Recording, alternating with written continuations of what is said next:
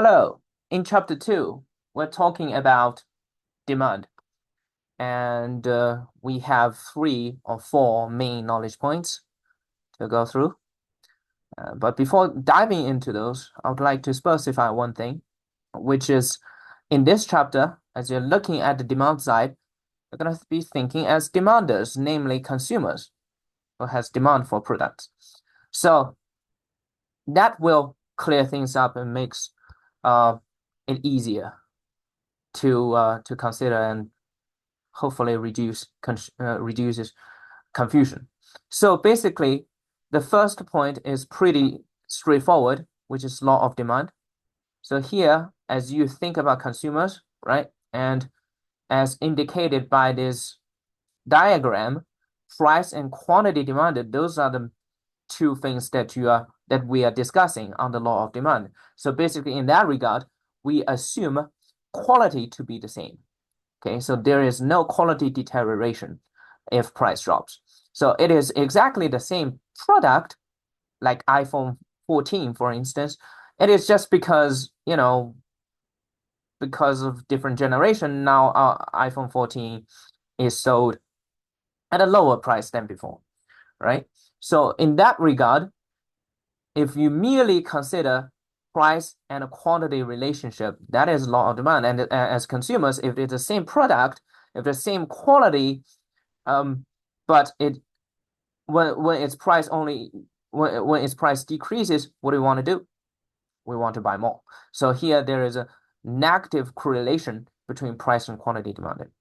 So when price drops without quality deterioration, quantity demanded will increase. So that is law of demand. Basically, price and quantity, they travel in opposite directions. So that is the first point. And then the second point is moving along the curve. So basically here, what this curve is to depict, it is the price-quantity relationship, right? Price increase, quantity decrease, price decrease, things becomes more affordable, quantity increases, you want to buy more. So whatever depicts how consumers respond to price, a mere price change with their quantity purchased or quantity demanded, that is called moving along the curve. In that regard, this demand curve doesn't change at all. It is still this, but we are just shifting between different dots on this one curve, on this one function. Okay, so that is moving along the curve. So there is nothing changed. Everything is what we call happening interior to this function. What does this function contain? Well, a price quantity relationship. So anything that happens interior to this function, that means, okay, for instance, there is a price drop. They offer a discount, right, of this good. Then how much quantity demanded, to which direction will your quantity demanded change? Well, consumers will purchase more, right, in response to this price change. And this price change and a quantity change in response, they're exactly depicted by this function. So this function doesn't change at all. But what changes is just different dot, right? To which price level, how consumers respond. To a lower price level, how does the consumer respond differently? So in that regard, this blue line, this demand curve doesn't change, but it's just switching between different dots.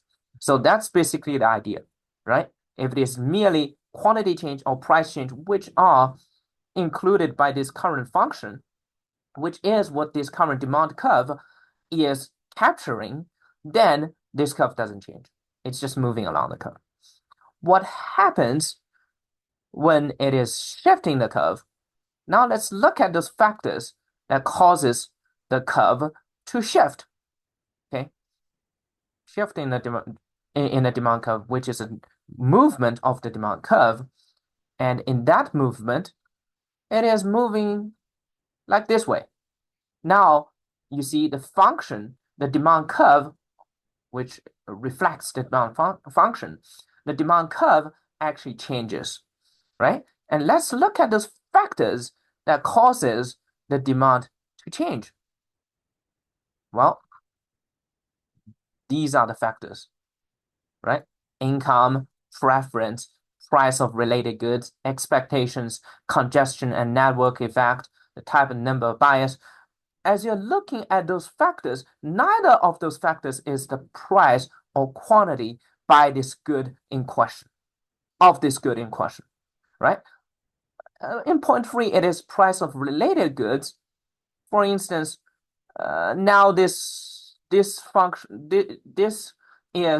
the demand curve of Apple, and here we say, oh, if the price of Android changes, how will this demand change? Well, in that regard, still for Apple, this demand curve is only to depict how consumers respond to Apple's price, to iPhone's price, right? With a certain quantity of purchasing iPhone. But the price of related goods, that's the price of Android. That is not the price of iPhone captured by this function or this curve. Then we consider this as exterior to that model. And all other things that has nothing to do with price quantity relationship, which is depicted by the function itself. So we consider all those as factors that are external or exterior or exogenous. Those are synonyms, right?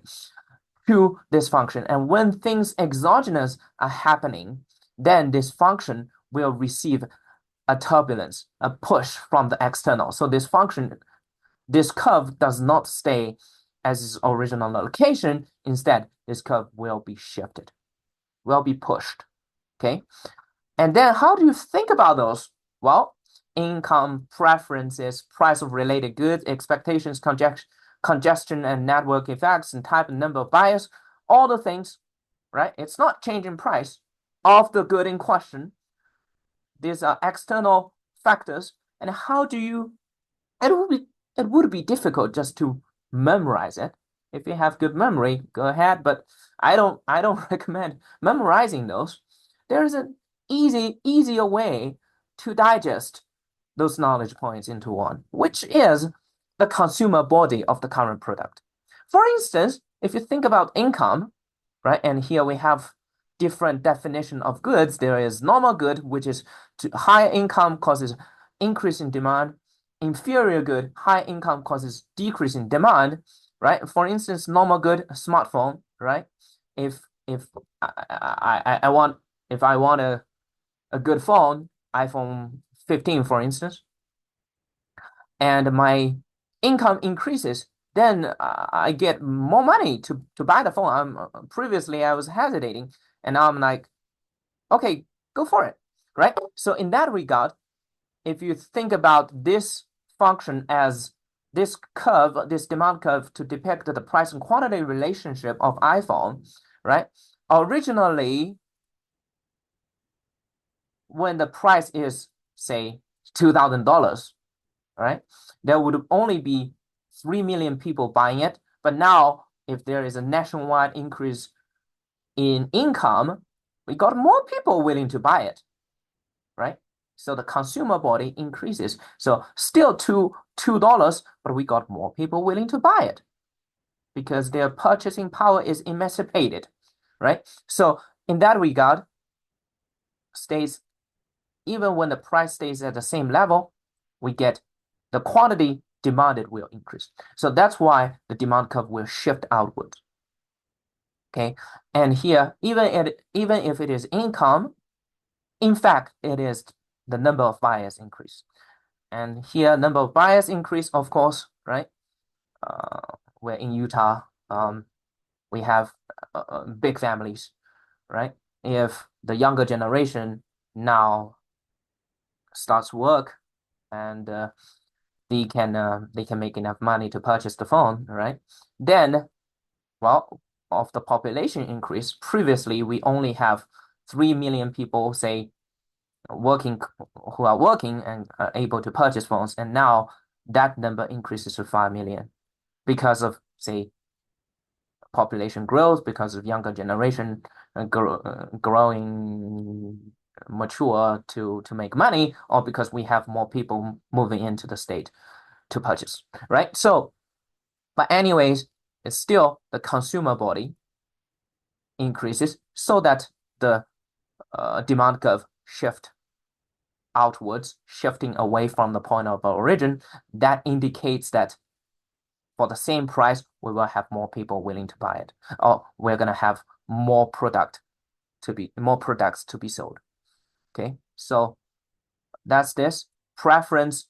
If people say if still this is the price of iPhone, if people don't like Android anymore, right, for certain reason, and then the consumer body for iPhone will increase, right? So that's this. And what else? If it is price of related goods, if Android for certain reason becomes more expensive, for instance, if there is a ban or if there is a tariff imposed on all Android phones, right, to protect the local product, which is Apple, right? In that regard, Android becomes more expensive, and then that pushes all people to buy iPhone. And for iPhone, nothing changes. It's still the same price, but because its competitor is becoming more expensive now, or substitutes become more expensive, now more people will tend to iPhone. So the consumer body of iPhone increases, and then the demand will shift outwards. Namely, you may also hear this being named as the demand. The demand increases. Okay. And here it is increasing, right? For the same price, quantity demand increases. So you can use that to explain every single one of this. And again, the key philosophy behind is the number of the consumer body, the number of consumers. If that increases as the consequence of all those, then your demand will shift outwards, namely your demand will increase. So then here comes the last point, which is how do you distinguish shift versus moving along the curve? So if it is shifting, if it is just shifting along the curve, it is just a price change and quantity change in response. So it is happening internal within this current demand curve or demand function, right? And if it is changing other factors that is external to the price quantity relationship, which was depicted by this demand function or demand curve, then like consumer body change, right? Like preference change, like the price of related products, not the product itself changes, or income changes. All those external or exogenous factors, if they change, then your demand curve will shift, right?